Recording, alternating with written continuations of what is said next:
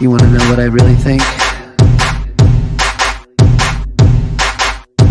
Always gotta be the guy, setting all the people right. Always gotta speak my mind, even if it's not polite. Showing them another way to be the one to win the day. Still have something else to say, never gonna go away. The sheep, they're all fucking sheep. The sheep, they're all sheep. The sheep, they're all fucking sheep. The sheep, they're all sheep. Never feeling understood in my fucking neighborhood, saying things I never should, only for my own good. Try to be the real me, people try to censor me. Can't you all just let me be free to be the real me? The sheep, they're all fucking sheep. The sheep, they're all sheep. The sheep, they're all fucking sheep. The sheep, they're all sheep. Look at you just sitting there, frozen with a blank stare, waiting for a new affair to post and tweet and like and share. Never knowing what to say, saying something anyway. Conforming is your only way, please just make it go away.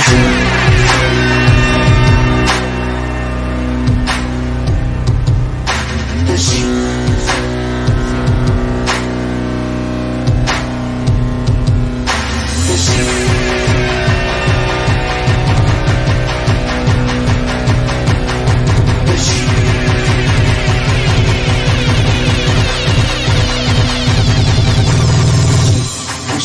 They're all fucking sheep. They're sheep.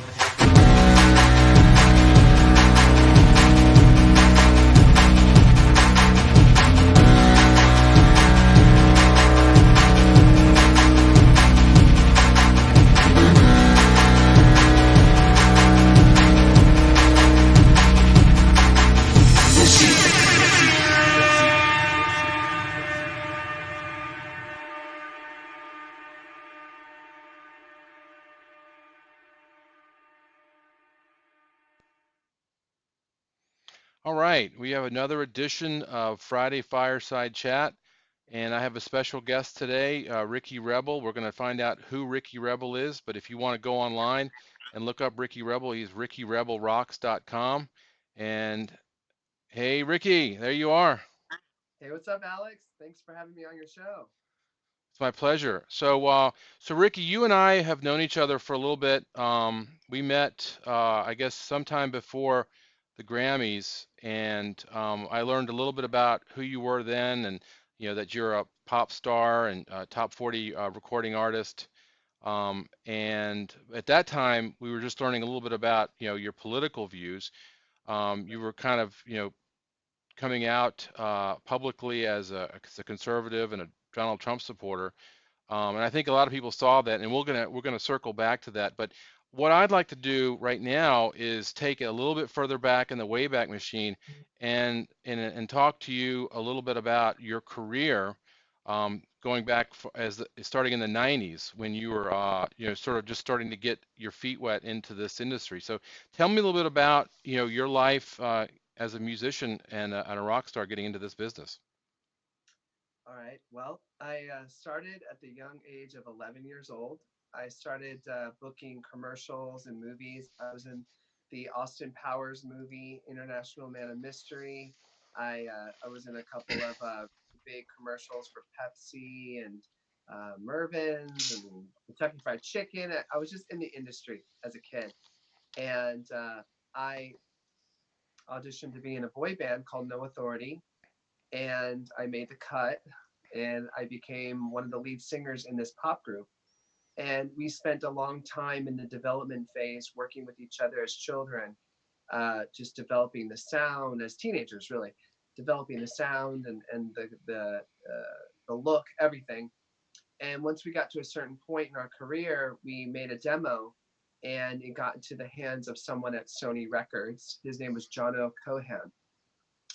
And John O'Cohan took the record and he loved it. He loved our demo. And he said, I'm going to take this to Michael. And we're like, okay, cool. Some dude at Sony named Michael is going to get our demo. And he came back and he said, okay, Michael loved it and he wants to sign you to the label. We're like, okay, cool.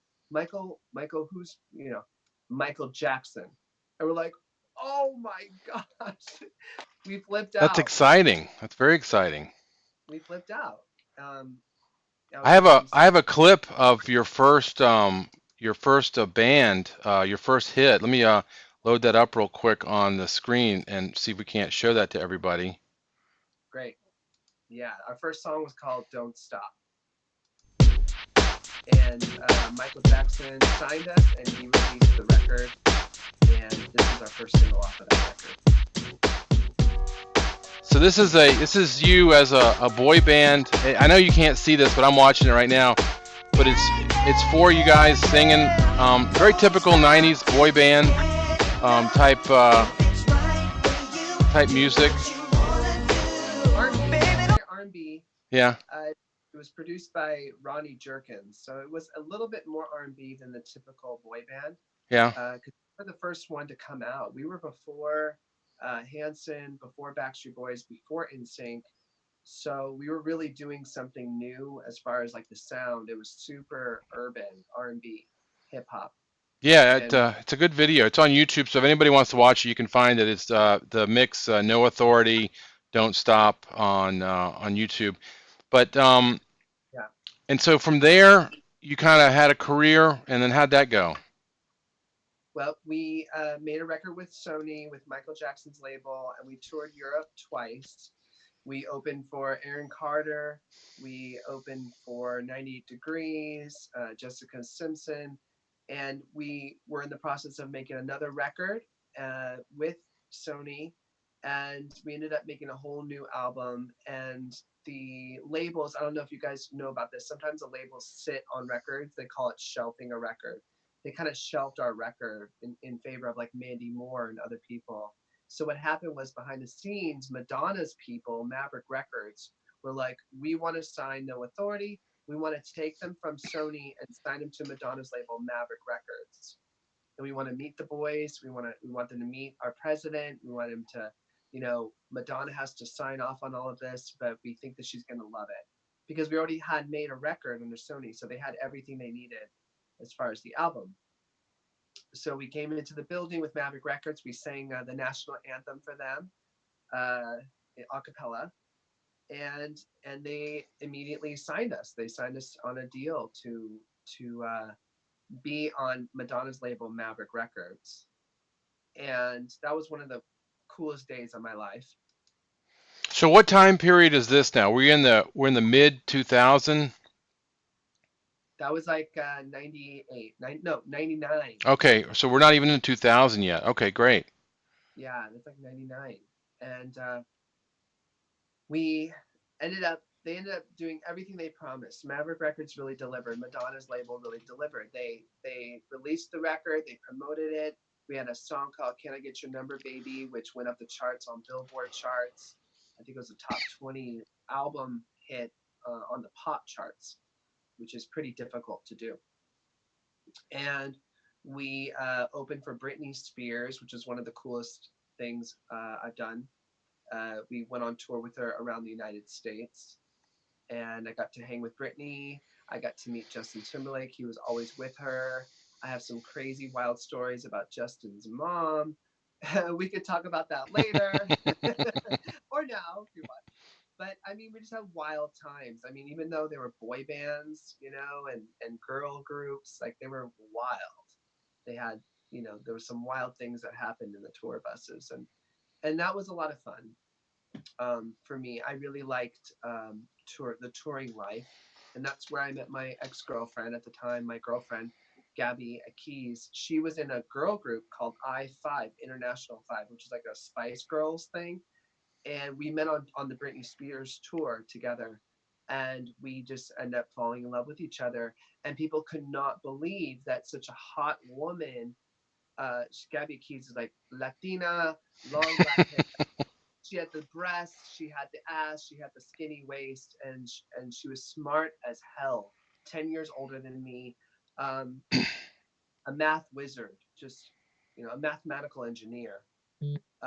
So we fell in love with each other, and people couldn't believe it. They're like, "How is Ricky? He's gay, isn't he?"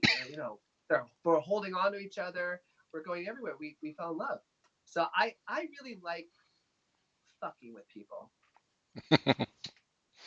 Well, that's great. I mean, My last name nobody was needs to tell Rebel. you nobody needs to tell you what to do, right? You live your life the way you want to live it. You know, it's you. If I fall So, in love with a woman, I'm gonna fall in love with a woman. If I fall in love with a man, I'm gonna fall in love with a man. Don't tell me how to live. And at the time, I was going through a lot of pain and suffering because I was on this tour, and the label was literally telling me to back off on my outfits. They said they were too flamboyant, and in other words, too gay. They were saying it's too gay. People are talking. Ricky needs to, calm it down, or we're going to kick him out of the group. I mean, it was a real situation. They wanted to make sure that there was this fantasy that the girls, what we were not only all straight, but that we were all available. We couldn't talk about girlfriends or anything. And it was really ironic because I actually had a girlfriend at the time, and another guy was actually really gay, like all the way 100% gay, and he they didn't have a problem with him. They had a problem with Ricky because of the way I dance and the way I, like to perform and what I like to wear. well, so this is now you're. Let's fast forward up to 2003 time period. You're now becoming Ricky Rebel, and you're sort of venturing off onto your own. What? Yeah. How did that work out for you?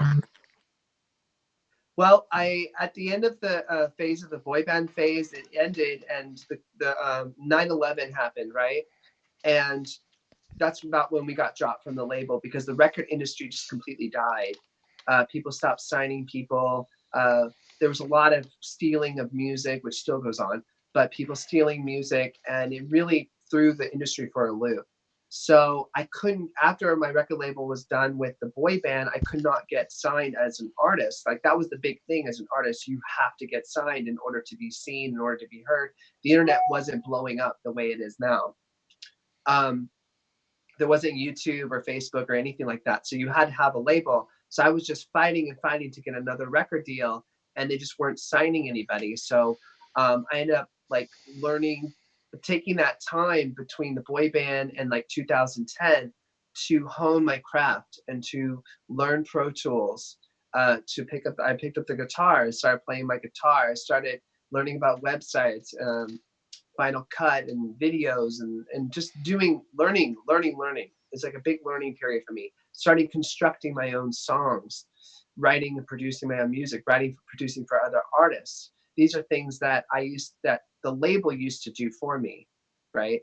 They used to give us Ronnie Jerkins as producer, but now I all of a sudden had to have the confidence and the know-how to do all this stuff on my own. So it was a painful transition, but So, definitely so the worth record it. industry was suffering from like the Napster type stuff, where people were basically, pirating music everywhere and movies as well, and you had to learn how to be your own, producer, I guess. But Yeah, so, was there anything else going on? Because I've read some stuff online that, that was a transition phase for you too, where you really wanted to be openly gay. You didn't want to hide it anymore. And it seemed absolutely. like that was kind of a downer for some of the producers and record companies that you were trying to work with. Oh yeah, yeah. They told me in between that period, I started a rock band with this producer, and he told me that if I come out as openly bisexual or gay, I will lose all of America, like our middle America will not support me. Therefore, I won't have a career. So he said that in order for me to have a career, that I have to keep it hidden or even lie about it. And at one point, I was recording in the studio, and he locked the door in my studio where I was singing, and he just kept the audio on so he could talk to me, but I couldn't really, talk to them. And he started reading Bible verses to me, telling me that I'm going to hell for being gay. And he had some guy come in and actually confirm it. Another like a pastor type guy come in and read verses to me, and I'm like furious. I'm like, get me the fuck out of here. I don't need to hear this shit. You know, but he was just trying to harass me and trying to quote, you know, convert me or something. It was really weird and really strange, and it pissed me off. It really pissed me off. So that's what his opposition to me really created rebel.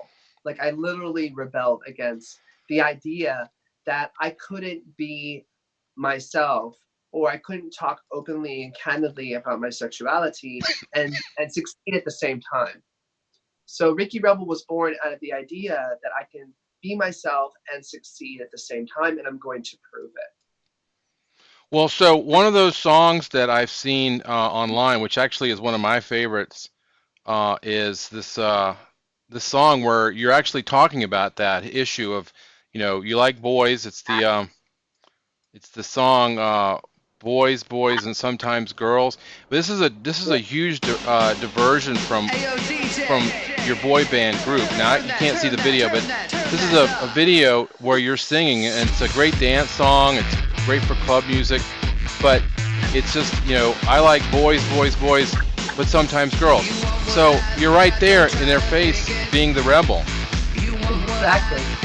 And that was my biggest hit. That was a Billboard Top 40 hit. It was on the dance club charts.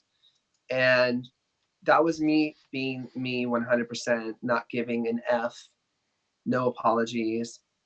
And I love that record, and it's definitely my most popular record. People of all walks of life, straight people, gay people, bisexual people, any type of sexuality that you are, like, they dig it because they realize they like the fact that I don't care and I'm just myself. Right.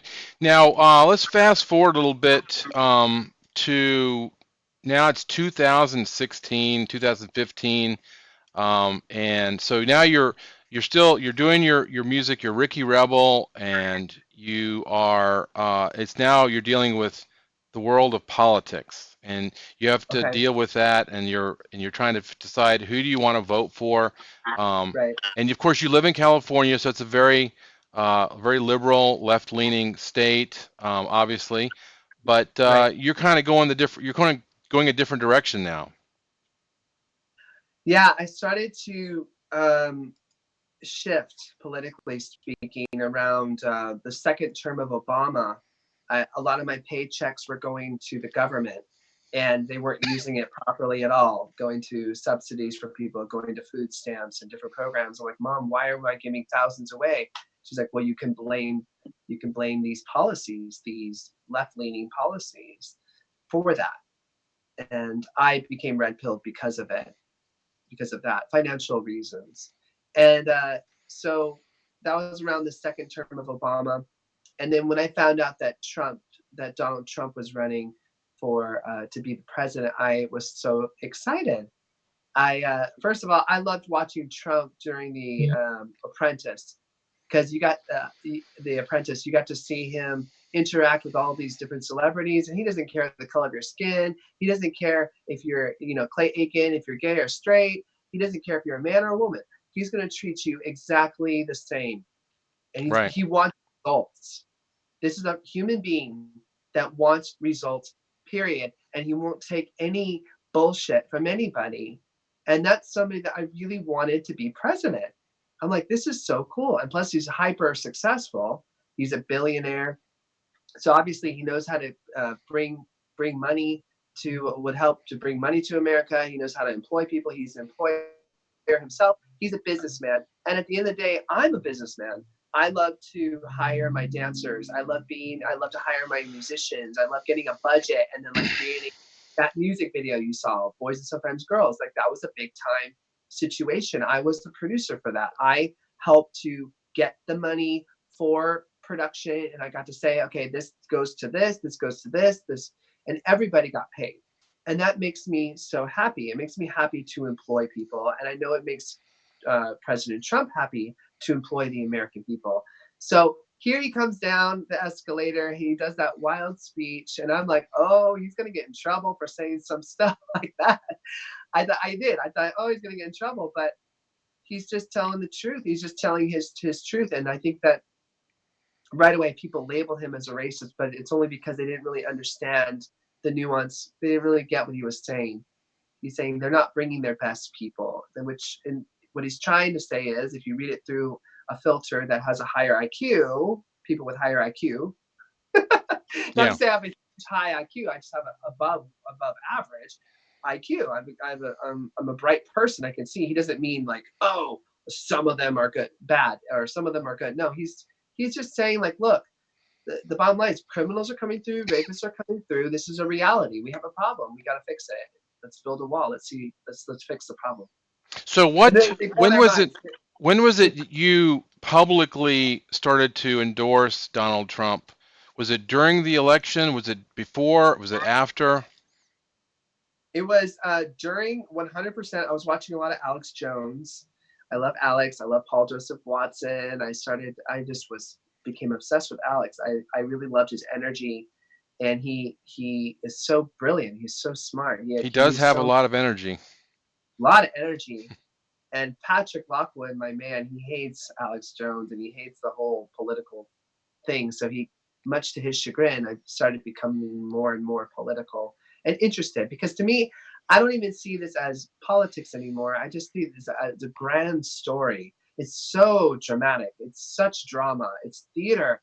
It's insanity. Like what a time to be alive right now. It's incredible, and Well, it's I don't think we exciting. can afford to separate politics and life anymore. I think it was a luxury that a lot of people had that, oh, that's politics, they've already sort of pigeonholed whatever that is into this category, and I don't have to deal with it because it doesn't really affect me.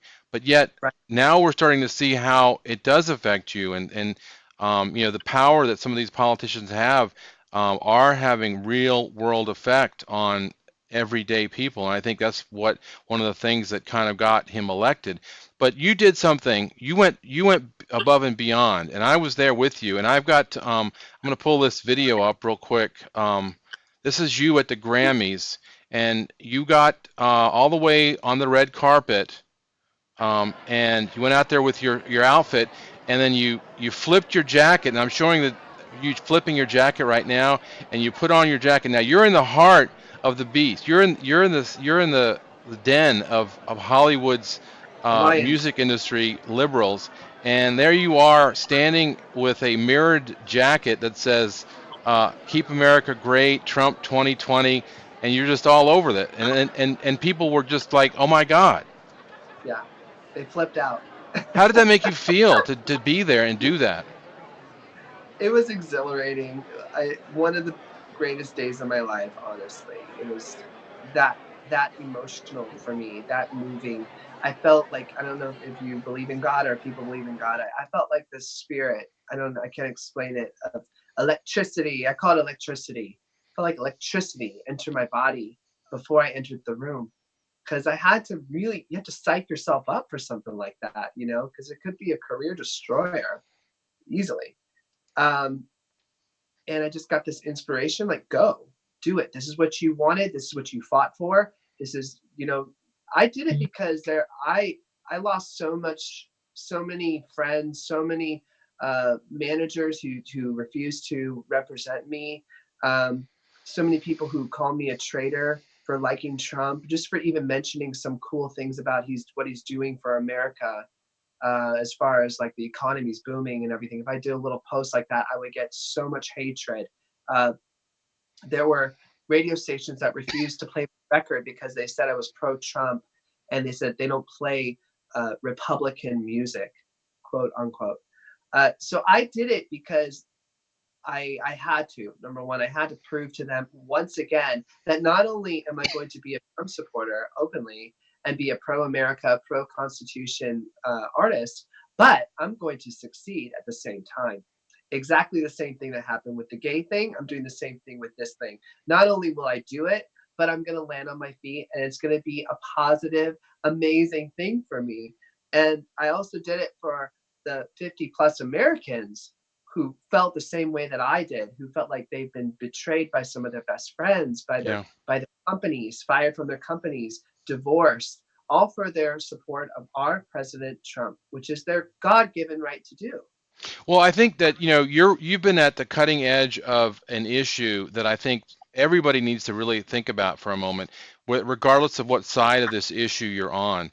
Because if you've decided to not be friends with somebody because they support a president that you don't agree with, they're not really any different than who they were before you knew that. I mean, I have friends that don't like Donald Trump who are Republicans. I have friends that don't like Donald Trump who are Democrats.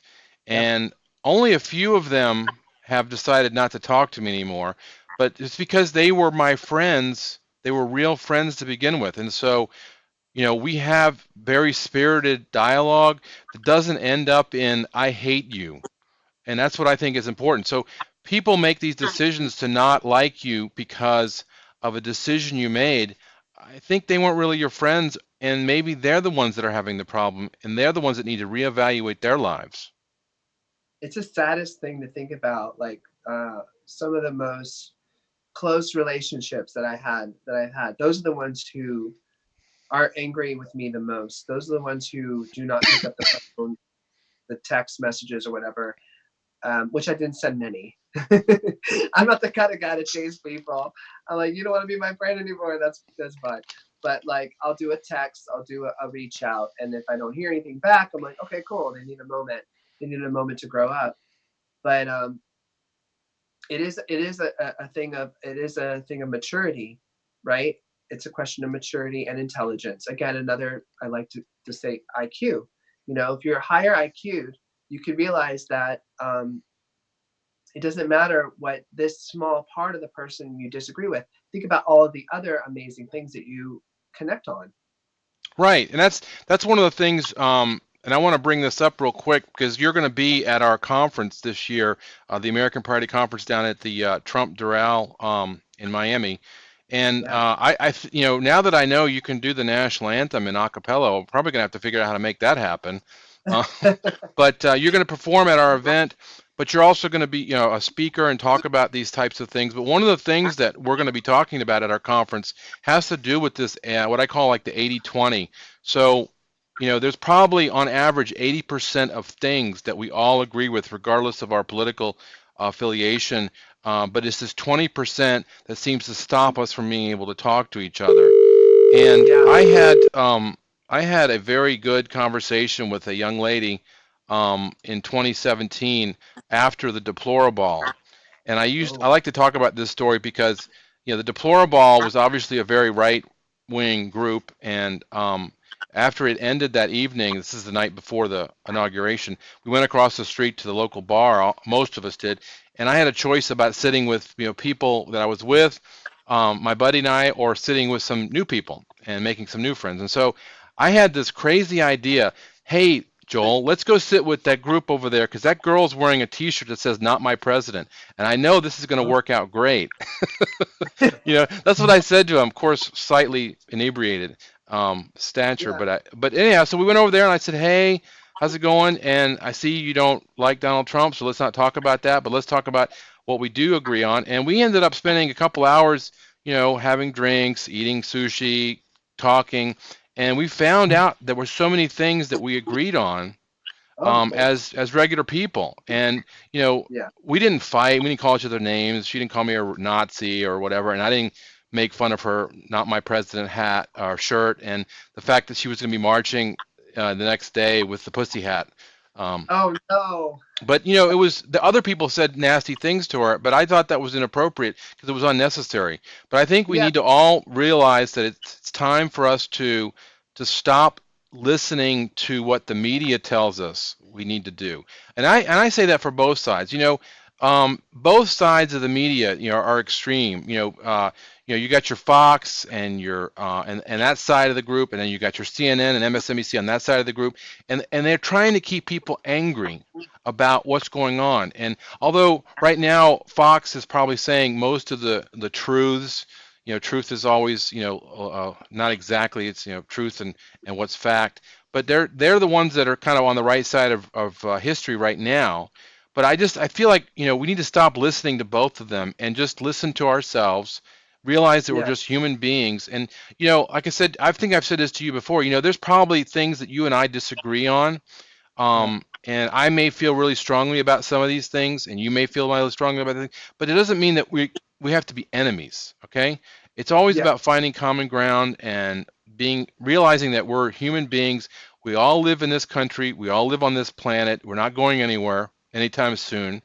Although I think my kids are going to be going to the moon, the way Yeah. they talk. But it's just got to stop. And I think that Yeah. you're a soldier in a way fighting what people are being told to think. So during the mid 2000s, you were told don't be gay. Be gay, but don't let anybody know because it's gonna be bad for you. And then later on, okay, you can be a Trump supporter, but don't talk about it. Otherwise you'll get shunned. And it's like I don't understand this anymore. And I had a couple. I have three friends that I can think of right now that I feel kind of stabbed me in the back because I was a strong Trump supporter, because I spent so much time trying to fight the good fight in D.C. and doing, activism and stuff like that. And, I don't talk to them anymore, but it doesn't matter because, they weren't really my friends to begin with. So what do you do? Right. You can't Right. make people your friends. They either are or they are not. Right. And they might, grow up a little bit and mature, and then one day call you up and say, hey, you know what? I was wrong for doing that or whatever. That's happened to me too, where people, after like 5 years after the fact, they'll come back and say, look, I treated you like shit. I'm sorry. Right. And I always take them back in. I'm that kind of guy, no matter how much shit they gave me. Because I just go like, oh, I forgot about that. Like, it's no, do you know what I mean? Well, look, you just had a new release of a video, Magic Carpet, and you Yeah. had a I'm gonna go ahead and pull that up real quick so everybody can you can also see this at rickyrebelrocks.com. And this is so you like to do the music, but you also like to get it remixed for dance clubs and stuff like this. This seems like a nice dance club music, but it's also very visually stimulating. Well, yeah, that record that you're listening to right now, that video, Yeah. that's the song that I produced. I produced that version. Now, did And you sang this song at your video release the other night, I right? did, yeah. And I also, so in tandem with the music video Magic Carpet, we released the remixes. And the remix, I call it the remix EP because it has like 10 different versions of the same song. Uh-huh. The remix EP of Magic Carpet has like Grammy award winning producers on it, which is fantastic. That just came out and it's available on iTunes, Amazon, anywhere you can download and stream music. And then before I let you go, one more song that an album. This is actually an album called The New Alpha, and this is Yeah, where you were talking about. At least when I talked to you last about it, this is you basically doing a song about what it is like to be a man, a leader, right, a leader of men. And it has nothing to do with being gay or straight. It just means that you're deciding to be a leader, and in a very real way, you are a leader of men and women that are struggling with social issues that are being causing them to be suppressed. right. But also, you said to me, somebody inspired you for this song. Who was that person that inspired you for that song? Well, you know who, President Trump. President Trump. He is the alpha, ultimate alpha, right? He really is. And to be quite frank, I think that President Trump is the old school kind of alpha, right? Me, the really old school is me, Tarzan, you woman, pow, da, you take, and you fight and you kill the dinosaurs and you provide, and real kind of aggressive. But when I say the new alpha, which is what I'm describing in my music and in my album, I'm speaking of what I think the new alpha is, and I think that I've become the new alpha in my journey. The new alpha is someone who has a balance between the aggressive macho side and also the feminine, uh, you know, beautiful, whatever that is, side, sensual side, and really balancing the two energies. The person who can balance both energies, the yin and the yang, is to me the ultimate alpha, because that alpha, which I'm not saying Trump doesn't have a soft, sensitive side and sensual and soft. I'm sure I think he does. I think he has a really big heart, but I think he doesn't really show it that much because he's not. I mean, he's the president of the United States. He has to be super tough with really evil, tough people fighting against him. I get it.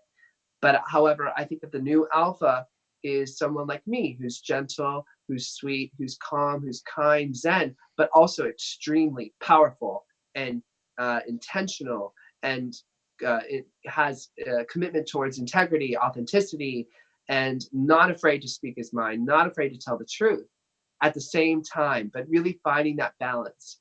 And I think that in life, that we are all trying to achieve that balance, even with this struggle between the left and the right issues. We're trying to find the middle ground where we can come together, because usually the middle ground is the best point to be in. Right. When you're overly like as like your body, like I'm a professional dancer, like if you're overly flexible and your leg goes up to here past your ear, you could really injure yourself by being overly flexible. It's not a good thing if you're overly flexible. Right. And it's not a good thing if you're like those burn muscle guys, like your muscles are out to here and you can't even touch your toes. They're so stiff. You can pop your muscles because they're too hard. Yeah. So it's finding that balance between hard and flexibility. It's both at the same time, and I that's think what I think you're hitting it right on the head, the balance. And I think that, I think this country needs to come back into balance pretty soon, or I fear that it's going to be on fire. But I hey, is it was balance. it was great. It was really great having you on the show today. It was a good Thank you. conversation. I look forward to seeing you. I'm going to see you. You're going to be in DC this weekend at the Walkaway anniversary. Is that correct? That's right, with Brandon Struck. So if you're going to be in DC and you want to meet Ricky, definitely plan on being at the Walkaway anniversary, and it's a Saturday. And also, if you want to meet Ricky and see him perform again, we're going to have him in October at October 10th to the 12th at the American Priority Festival and Conference at the Trump National Doral in Miami. So if you have not registered yet, you should definitely do that. We're going to have a lot of fun stuff. We're going to have a golf tournament. We're going to have a Walkaway Texas Hold'em tournament and a lot more stuff, as well as speakers, panels, and trainings for grassroots activism. Going to be fantastic. All right, cool. Well, I will see you again next time, Ricky. Thanks a lot. You take care. Thanks for the amazing conversation, Alex. Okay, we'll talk to you later.